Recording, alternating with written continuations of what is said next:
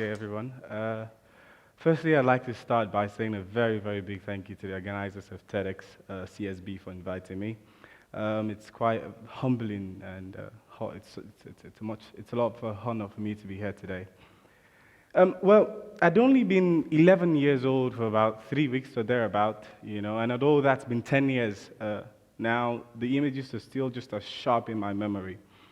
It was one of the many conflicts between roadside traders and the police. And of course, it had a special feature, me.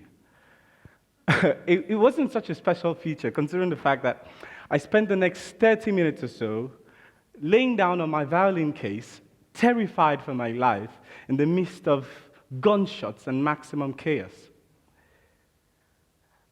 At that moment, I'd honestly started saying my prayers. I was asking God to forgive me because I didn't want to die, and He should save me.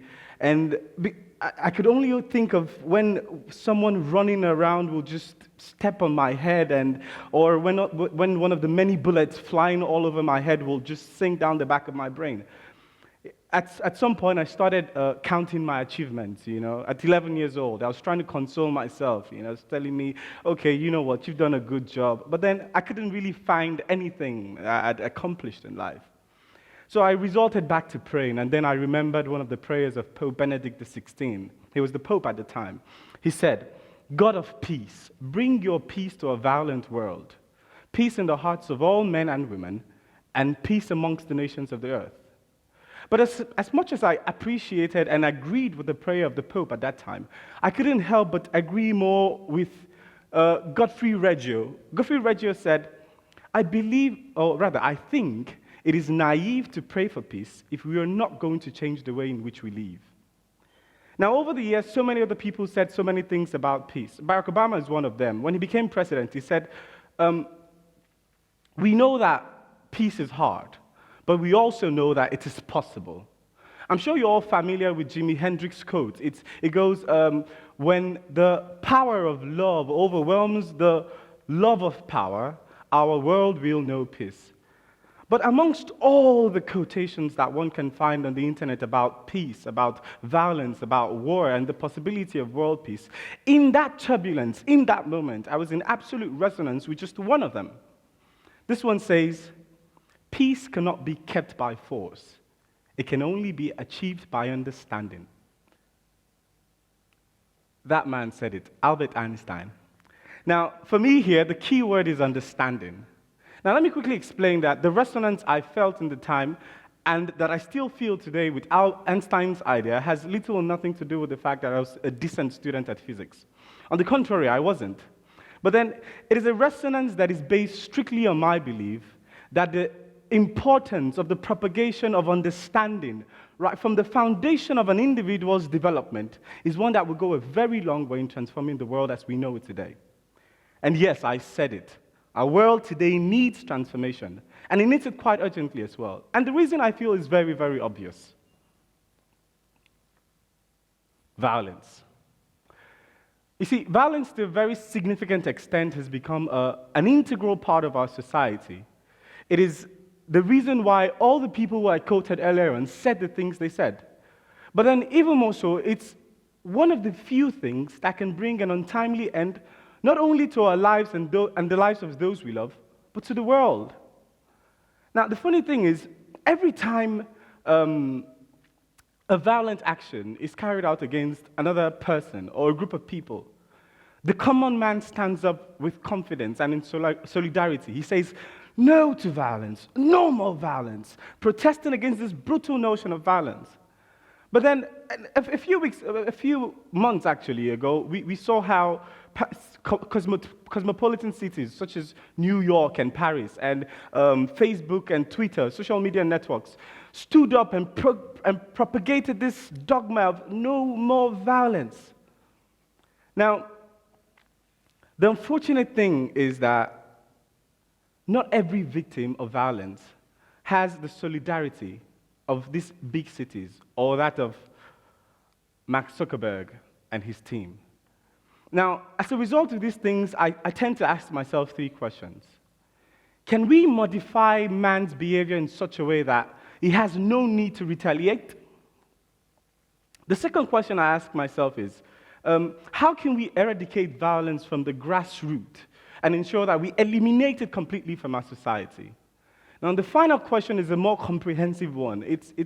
I usually ask myself, individually, on a societal base, and globally, is it possible for us to actualize peace and stability? Now, before I answer that question, I'd like to tell you a story about a neighbor of mine. Now, this neighbor of mine and his family helped me realize that behind every violent action, there is what I like to call an antecedent cycle, the cycle of violence. Now, first, let's give a definition to the word violence. Now, when you flip the pages of your dictionary to where you find violence, this is practically what's going to show you: a behavior that involves the use of force with a clear intent to hurt, damage, or kill someone or something. Now, the World Health Organization has a more detailed definition. It goes, an intentional use of force or power to threaten the actual against oneself, another person, or a group of people, which leads to either injury, death, psychological harm, maldevelopment, and deprivation. Now, I have a solution to violence. But then, when we analyze violence, from both definitions, these are the two things we can bring out. These are the two things we can deduce: the use of force and clear intent to cause harm. Discussion is the solution I propose, and it's defined as the action or process of talking about something to reach a decision, or basically to exchange ideas. Now, let's go back to my neighbor. Now, my neighbor was a violent man. It was a man in his 30s who had 3 children and a very beautiful wife. She was tall, light-skinned, plumpy in the right areas, the perfect description of an African man's taste. But then, her beauty wasn't enough an excuse for him not to abuse her. Before every assault, myself as a neighbor, I'd hear a period of heated exchange. Courses to and fro, abuses to and fro, and all of a sudden we'll hear the first bang, and then the screams, "Oh my God, okay, this is how you want to go? Just kill me today, let me die," and so on and so forth. After a few minutes of these exchanges, someone would finally call the police, and at some point, the police will finally arrive. They'll intervene and they'll save the day. Or probably a neighbor would run up and then will try to save the day. But then, at the end of the day, this kept on going until one particular day where she couldn't have any of his nonsense. Right from the moment where they started exchanging words, she let him know, and it was very, very loud for everyone to hear in the block, that she wouldn't have any of his nonsense. Well, we didn't expect what happened. A few minutes later, we heard the sirens, but this time around, it wasn't that of the police, it was that of the ambulance. Someone had passed out. Guess who? Her husband. For the first time in many years, she knocked him out cold. Now, what we got to see was where he was rolled with the ambulance he was rolled with the trolley, the hospital trolley, into the ambulance.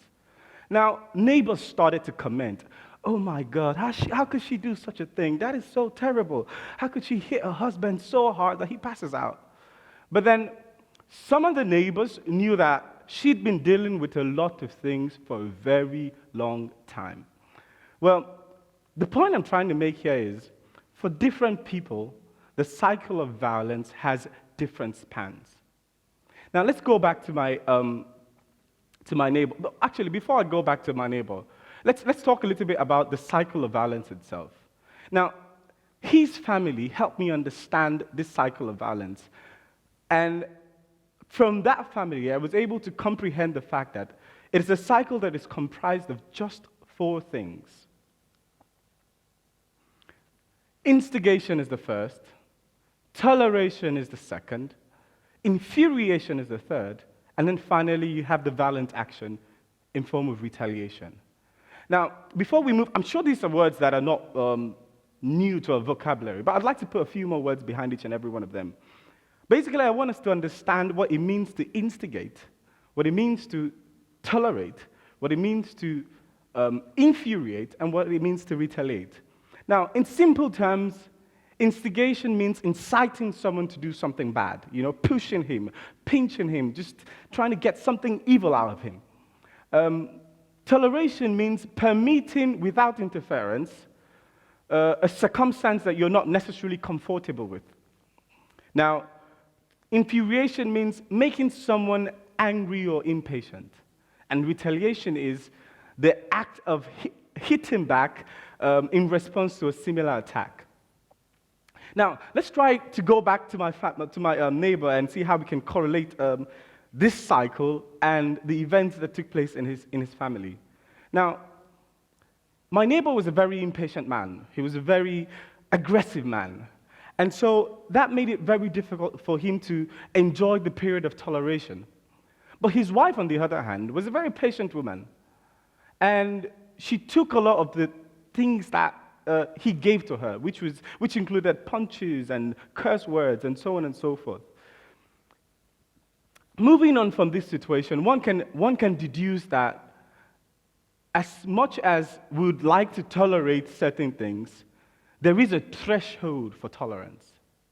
Now, the solution I suggested at first was discussion. But then people like David Cameron and Francois Hollande, they'll probably present the debate of toleration. We should learn to tolerate each other more. But I absolutely disagree. The fact that we teach people to be patient or to be tolerant doesn't mean we will eliminate violence from our society. So what should we do? Well, let's discuss. So what is a discussion? A discussion, according to its definition, like I earlier mentioned, is talking about something to reach a decision or to exchange ideas. But I like to see it differently. I like to see it as exchanging ideas to reach a decision. Now, let's go back to the 3 questions I had earlier on. And the first one was, can we modify man's behavior in such a way that he has no need to retaliate?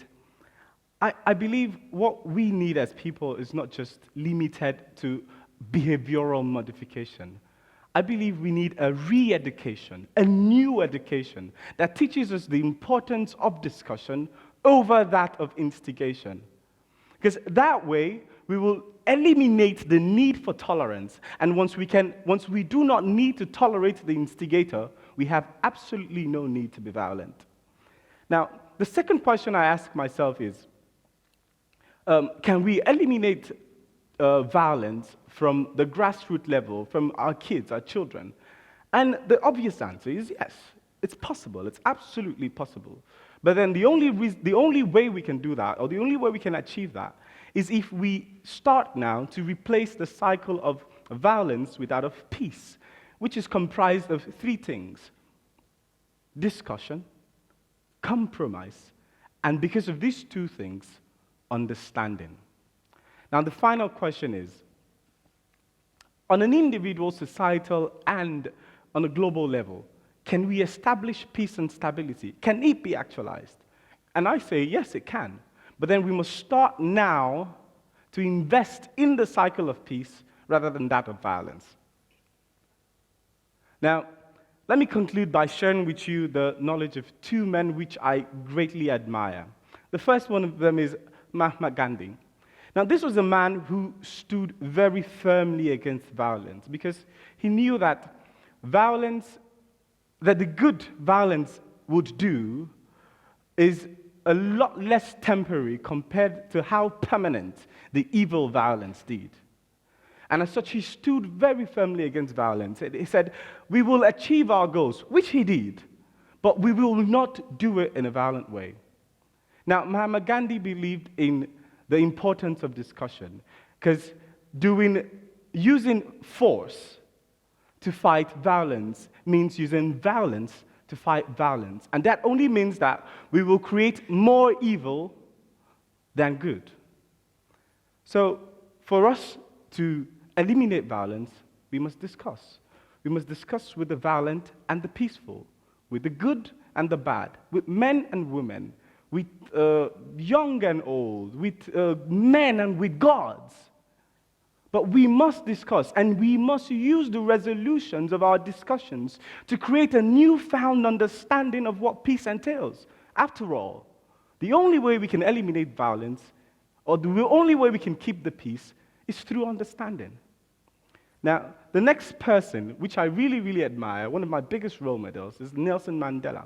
This is a man who spent the majority of his life in prison because of the beliefs he had. He had something to say about love and hatred. He said, man must learn to hate. And if he can learn to hate, he can be taught to love. Now, and the reason he gave was because love comes more naturally, that's how he said it, to the human heart than its opposite. I believe exactly the same thing goes for violence and peace. Our children learn violence. They learn it from the television, from society, from the taxi driver who swears at the guy riding a Range Rover on the street because he double-crossed him. They learn it from our society. And if they can learn violence, then they can be taught peace. So, if we want to change the society that we have, that is embedded and grows daily in violence, we must start now to discuss about violence and then gain an understanding of violence with which we can build a future of peace. Because at the end of the day, peace comes more naturally to the human heart than its opposite. Thank you for letting me share my ideas with you. Appreciate it.